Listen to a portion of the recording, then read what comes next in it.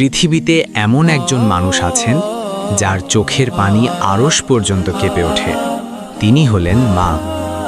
আজকের এই গল্পটি আপনার হৃদয়ে গভীর দাগ কাটবে। দেখুন, এই বৃদ্ধা মা কিভাবে তার সন্তানের জন্য অপেক্ষা করছেন।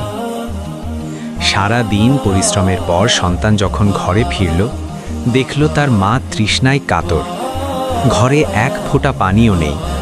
মা অস্ফুট স্বরে বললেন, বাবা, একটু পানি দিবি? সন্তান কাল বিলম্ব না করে কলসি হাতে মরুভূমির দিকে দৌড় দিল, কিন্তু কাছে কোথাও পানি ছিল না। মাইলের পর মাইল হেঁটে অবশেষে সে দূরবর্তী এক কুয়া থেকে পানি সংগ্রহ করল। ফেরার পথে প্রবল ধূলিঝড় শুরু হলো, কিন্তু মায়ের তৃষ্ণা মেটানোর সংকল্প তাকে থামতে দিল না। যখন সে ঘরে পৌঁছালো, দেখল মা গভীর ঘুমে আচ্ছন্ন। সে মাকে জাগাতে চাইল না। সারা রাত সে পানির পাত্র হাতে মায়ের শিয়রে দাঁড়িয়ে রইল। পা ব্যথা করছে, তবু নড়ল না। সকালে ফজরের সময় মা চোখ মেললেন, দেখলেন সন্তান তখনও পানির পাত্র হাতে দাঁড়িয়ে।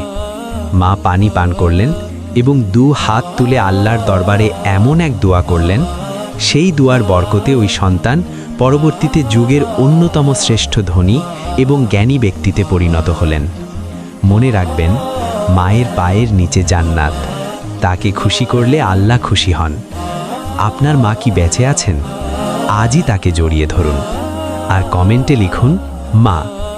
এমন আরও ইসলামিক ভিডিও পেতে আমাদের চ্যানেলটি সাবস্ক্রাইব করুন। আল্লাহ হাফেজ।